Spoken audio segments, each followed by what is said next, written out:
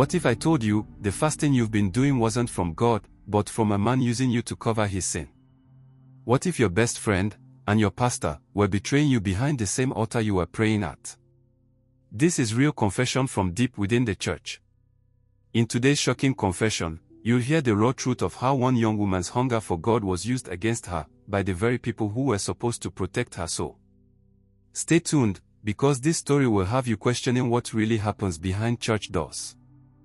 My name is Anita, and I was the kind of girl most people expected to fail. I didn't come from a Christian home.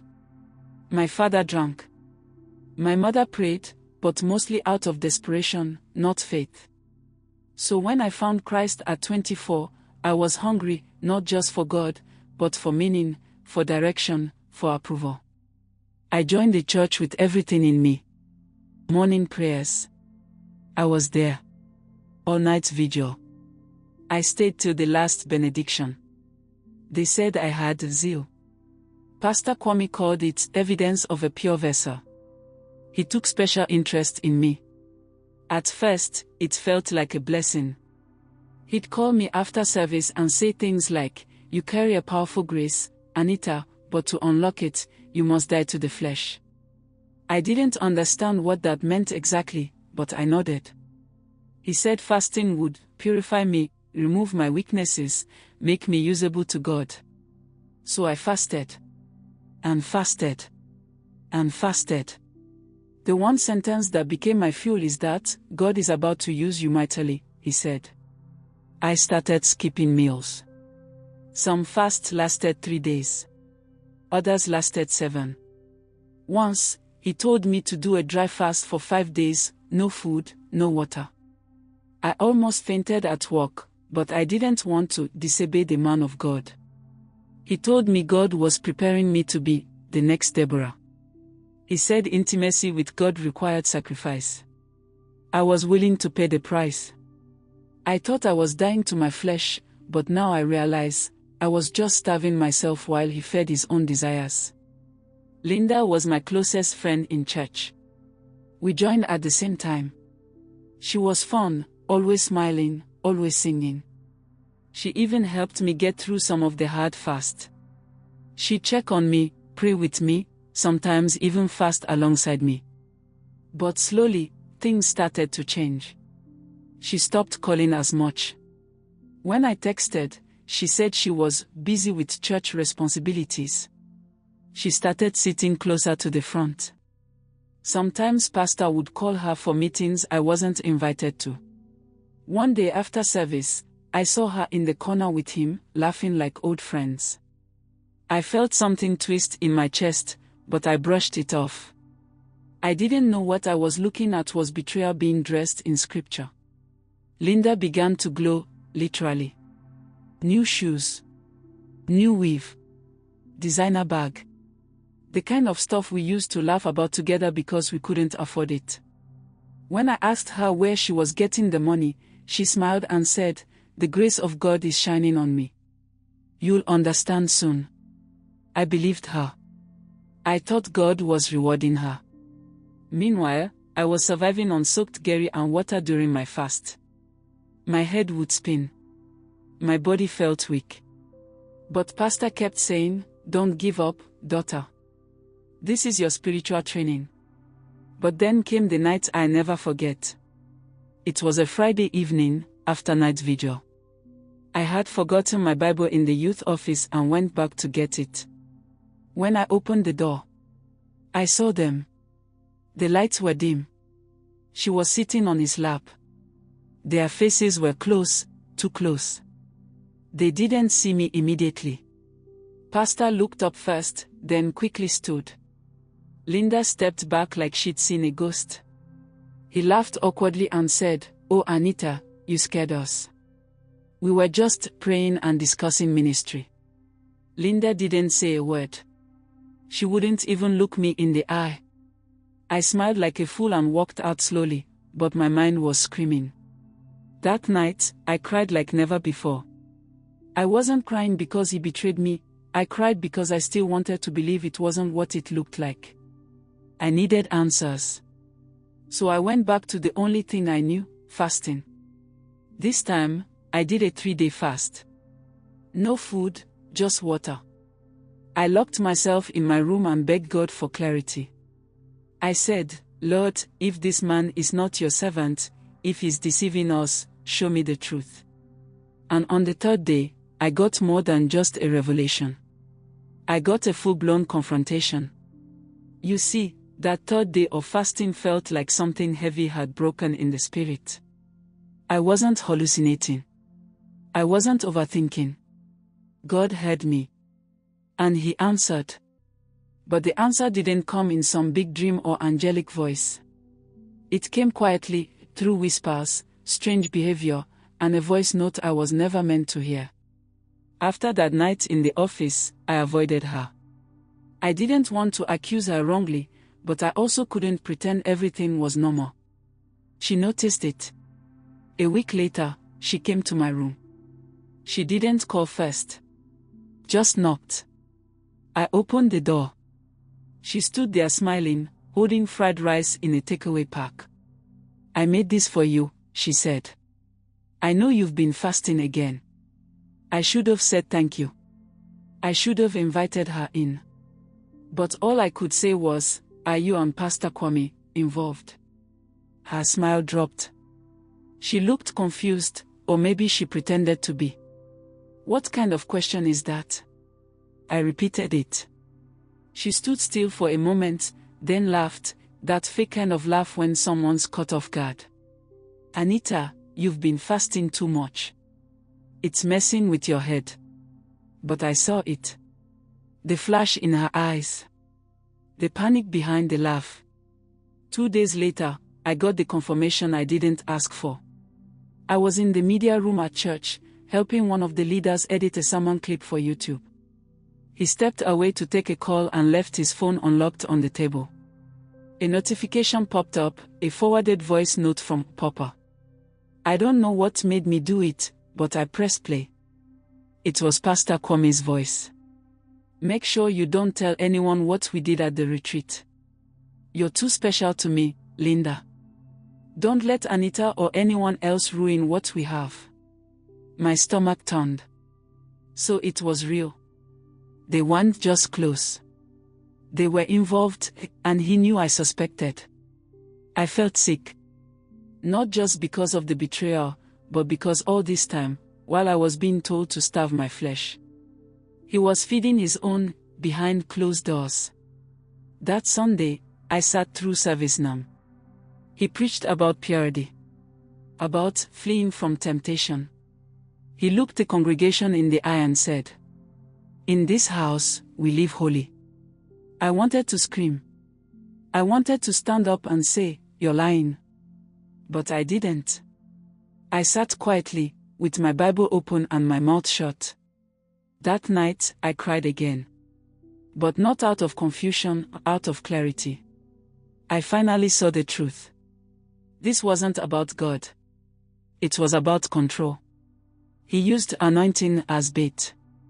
He used fasting as a way to humble and isolate me. He used Linda to cover his tracks. I had a decision to make. Would I keep quiet? Would I pretend it didn't happen, like the others probably had? Or would I walk away? Let me tell you how I left, what happened after, and what it cost me. Leaving a church doesn't sound like a big deal to most people. But when that church becomes your life, your identity, your family, walking away feels like dying. That Sunday night, I couldn't sleep. My mind kept replaying the voice note. His voice. His lies. I saw his face in my head, preaching, prophesying, laying hands. And I kept wondering, was it all fake? I wrote my resignation letter at 3 a.m. I was still a youth leader. I handled prayer meetings, evangelism outreach, sometimes even counseled new members. I didn't mention the voice note. I didn't talk about Linda. I didn't want drama. I just wanted peace.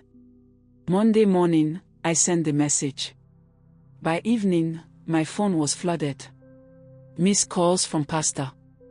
A voice note from the assistant pastor saying, "What's going on, Anita?" Are you okay? And then, Linda. She texted, I thought you were stronger than this. Stronger than what? Stronger than leaving a place that was slowly killing me. Tuesday, Pastor called me himself. I didn't pick up at first. But after the fourth call, I answered. He sounded calm.